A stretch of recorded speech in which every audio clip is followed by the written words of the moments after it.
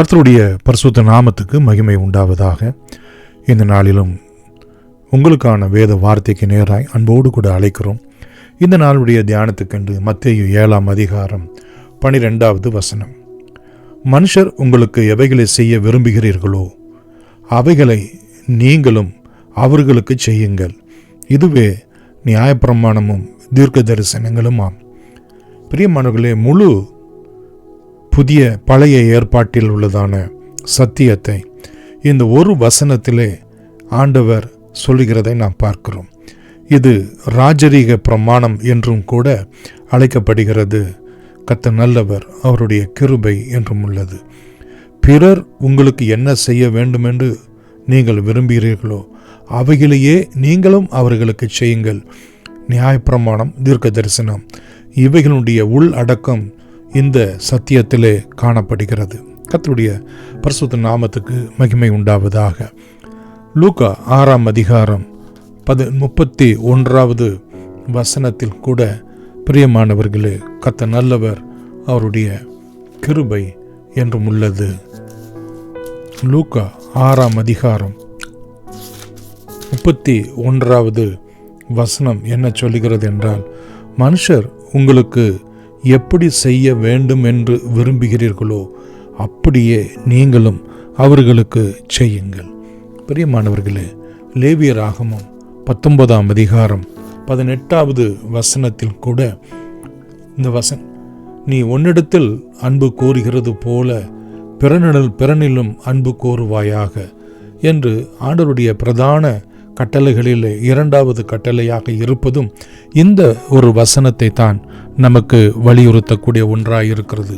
ரோமர் 13ஆம் அதிகாரம் பிரியமானவர்களே 8 முதல் 10 வரைக்குள்ள வசனங்களிலே நாம் பார்ப்பது என்ன என்றால், கர்த்தர் நல்லவர், அவருடைய கிருபை என்றும் உள்ளது. ஒருவரிடத்தில் ஒருவர் அன்பு கூறுகிற கடனே அல்லாமல் மற்ற ஒன்றிலும் கடன் படாதிருங்கள். பிறனிடத்தில் அன்பு கூறுகிறவன் நியாயப்பிரமாணத்தை நிறைவேற்றுகிறான் என்றும், உன்னிடத்தில் நீ அன்பு கூறுகிறது போல பிறனிடத்திலும் அன்பு கூறுவாயாக என்கிற ஒரே வார்த்தையிலே இந்த நியாயப்பிரமாணத்தினுடைய 2வது பகுதி முழுவதும் அங்கே நிறைவேறுகிறதையும் நாம் அங்கே பார்க்கிறோம். அன்பானது பிறனுக்கு பொல்லாங்கு செய்யாது, ஆதலால் அன்பு நியாயப்பிரமாணத்தினுடைய நிறைவேறுதலாக இருக்கிறது என்று நாம் பார்க்கிறோம். பிரியமான 10 கட்டளைகளில் 2 பகுதி உண்டு. ஒன்று தேவனுக்கு அடுத்தவைகள், மற்றொன்று நம்மோடு கூட இருக்கக்கூடிய மற்றவர்களுக்கு அடுத்தவைகள். மற்றவர்களுக்கு அடுத்தவைகளான காரியங்கள் எல்லாம் பிரியமானவர்களே இந்த ஒரு வேத பகுதியின் மூலமாக நமக்கு நிறைவேறுகிறதை பார்க்கிறோம். அன்பானது பிறனுக்கு பொல்லாங்கு செய்யாது என்றும், நீ உன்னிடத்தில் அன்பு கூறுகிறது போல பிறனிடத்திலும் அன்பு கூறுவாயாக என்கிற ஒரே வார்த்தையிலே பிரியமானவர்களே தொகையாய் அடங்கியிருக்கிறது, நிறைவேறுகிறது என்று அங்கே நாம் பார்க்கிறோம். கலாத்தியர் 5ஆம் அதிகாரம் 14வது வசனத்தில் கூட நாம் பார்ப்போம் என்று சொன்னார், கர்த்தர் நல்லவர், அவருடைய கிருபை என்றும் உள்ளது. உன்னிடத்தில் நீ அன்பு கூறுகிறது போல பிறனிடத்திலும் அன்பு கூறுவாயாக என்கிற இந்த ஒரே வார்த்தையிலே நியாயப்பிரமாணம் முழுவதும் நிறைவேறும் என்று அங்கே ஆண்டவர் சொல்கிறதை நாம் பார்க்கிறோம். கர்த்தர் நல்லவர், அவருடைய கிருபை என்றும் உள்ளது.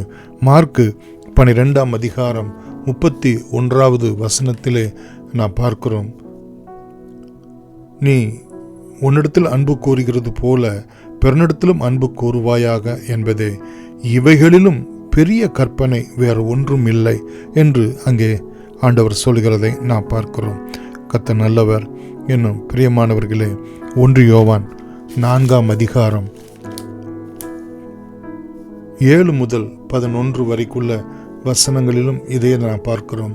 அன்பு தேவனால் உண்டாயிருக்கிறது, அன்பு இல்லாதவன் பிரியமானவர் தேவனை அறியான், தேவன் அன்பாகவே இருக்கிறார். தம்முடைய ஒரே பேரான குமாரனாலே நாம் பிழைக்கும்படிக்கு தேவன் அவரை இவ்வுலகத்திலே அனுப்பினதனால் தேவன் நம்மேல் வைத்த தம்முடைய அன்பை வெளிப்பட்டது. நாம் தேவனிடத்தில் அன்பு கூர்ந்ததினால் அல்ல, அவர் நம்மிடத்தில் அன்பு கூர்ந்து தம்முடைய நம்முடைய பாவங்களை நிவர்த்தி செய்கிற கிருபாதார பலியாக தம்முடைய குமாரனை அனுப்பினதனால் அன்பு உண்டாயிருக்கிறது. பிரியமானவர்களே, தேவன் இவ்விதமாய் நம்மிடத்தில் அன்பு கூர்ந்திருக்க நாமும் ஒருவரிடத்தில் ஒருவர் அன்பு கூற கடனாளிகளாய் இருக்கிறோம் என்றும் அங்கே நமக்கு சொல்லப்பட்டிருக்கிறதை பார்க்கிறோம். இன்னும் பிரியமானவர்களே, கொலோசியர் 3ஆம் அதிகாரம் 12 முதல் 14 வரைக்குள்ள வசனங்களிலும் நாம் பார்ப்போம் என்று சொன்னால், கர்த்தர் நல்லவர், நாம் ஒருவரிடத்தில் ஒருவர் நாம் தேவனால் தெரிந்து கொள்ளப்பட்ட பரிசுத்தரும் உருக்கமான இரக்கத்தையும் தயவையும் மனத்தாழ்மையும் சாந்தத்தையும் நீடிய பொறுமையும் தரித்து கொண்டு ஒருவரை ஒருவர் தாங்கி ஒருவர் பேரில் ஒருவர் குறைபாடு உண்டானால் கிறிஸ்து உங்களுக்கு மன்னித்தது போல நீங்களும் ஒருவருக்கு ஒருவர் மன்னியுங்கள் என்று மாத்திரமல்ல, இவைகள் எல்லாவற்றின் மேலும் பூரண சற்குணத்தின் கட்டாகிய அன்பை தரித்து கொள்ளுங்கள் என்று அங்கே நமக்கு சொல்லப்பட்டிருக்கிறதை நாம் பார்க்கிறோம். பிரியமானவர்களே, கர்த்தர் நல்லவர், அவருடைய கிருபை என்றும் உள்ளது. ரோமர் 12ஆம் அதிகாரம் 17 முதல் 21 வரைக்குள்ள வசனங்களிலும் இவைகளைத்தான் நாம் பார்க்கிறோம். ஒருவனுக்கும் தீமைக்கு தீமை செய்யாதிருங்கள், எல்லா மனுஷருக்கும் முன்பாகவும் யோக்கியமானவைகளை செய்ய நாடுங்கள், கூடுமானால் உங்களால் ஆன மட்டும் எல்லா மனுஷரோடும் சமாதானமாயிருங்கள், பழி வாங்குதல் எனக்கு உரியது, நானே பதில் செய்வேன் என்று கர்த்தர் சொல்லுகிறார் என்று எழுதியிருக்கிறபடி நீங்கள் பழி வாங்காமல் கோவாக்கினைக்கு இடம் கொடுங்கள். அன்றியும் உன் சத்துரு பசியாயிருந்தால் அவனுக்கு போஜனம் கொடு, அவன் தாகமாயிருந்தால் அவனுக்கு பானம் கொடு. நீ அப்படி செய்வதனால் அக்கினி தழலை அவன் தலையின் மேல் குவிப்பாய். நீ தீமையினால் வெல்லப்படாமல் தீமையை நன்மையினால் வெல்லு. இப்படிப்பட்டதான சத்தியத்தின்படி, தேவனுடைய உபதேசத்தின்படி நாம் நடக்கும்போது நாம் அவருடைய பிள்ளைகளாய் அவருடைய நியாயப்பிரமாணத்தையும் அவருடைய தீர்க்க தரிசனத்தையும் நிறைவேற்றுகிறவர்களாய் அவருடைய கட்டளைகளை